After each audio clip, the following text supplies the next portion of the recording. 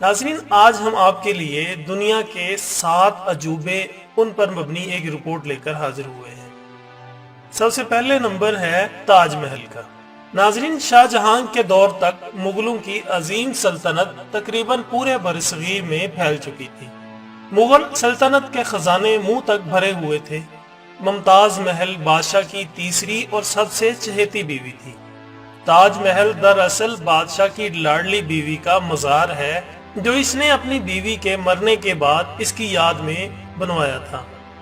تاج محل 1632 میں ممتاز کے مرنے کے بعد تعمیر ہونا شروع ہوا اور 1653 میں مکمل ہو گیا۔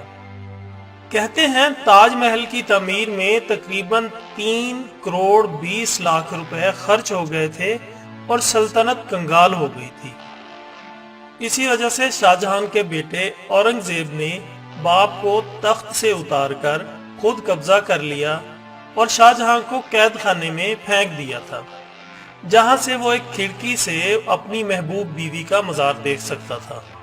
ناظرین، تاج محل کی تعمیر استاد احمد لاہوری اور ان کے بہترین کاریگروں نے کی۔ کہتے ہیں کہ محل کی تعمیر کے بعد شاہ جہاں نے سب کاریگروں کے ہاتھ کٹوا دیے تھے تاکہ وہ دوبارہ اس جیسی عمارت نہ بنا سکیں۔ تاج محل آج بھی آگرہ یعنی انڈیا میں اپنی پوری آب و تاب کے ساتھ کھڑا ہے۔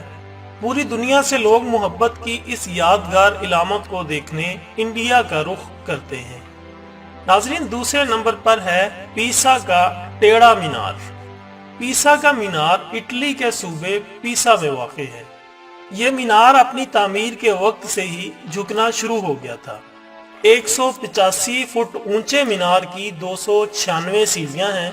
اس مینار کا سنگ بنیاد 14 اگست 1173 کو ایک جنگ میں کامیابی کے بعد رکھا گیا۔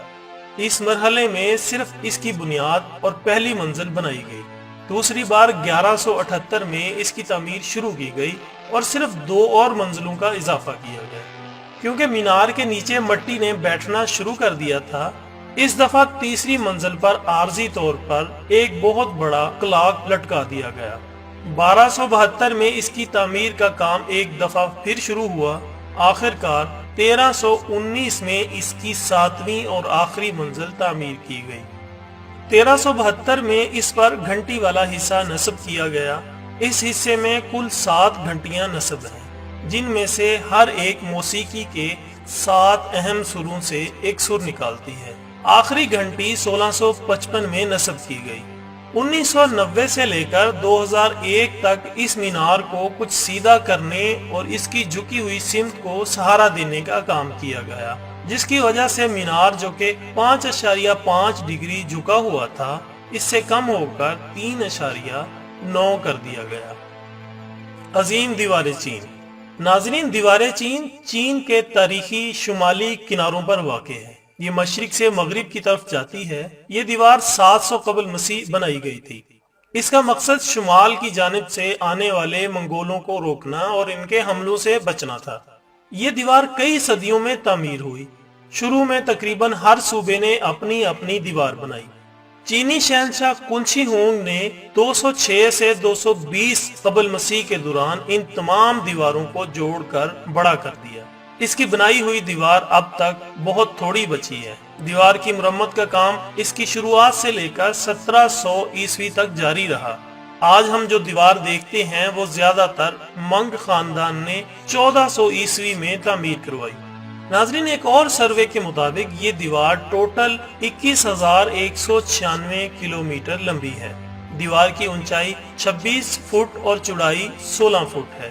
کہتے ہیں یہ دیوار چاند سے بھی دیکھی جا سکتی ہے، لیکن اس میں کوئی صداقت نہیں ہے۔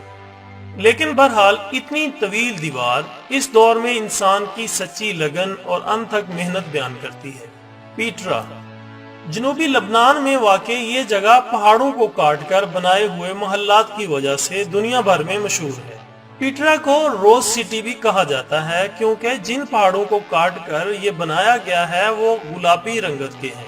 یہ عمارت 312 قبل مسیح میں نباتینی لوگوں نے بنائی تھی۔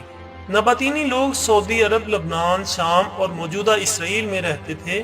اب یہ جگہ لبنان کی پہچان ہے اور وہاں کا سب سے بڑا سیاحتی مقام ہے۔ یہ جگہ کافی عرصے تک دنیا کی نگاہوں سے اوجھل رہی، مگر 1812 میں ایک سوئس ماہر آثار قدیمہ جان لڈوگ نے اسے دریافت کر لیا۔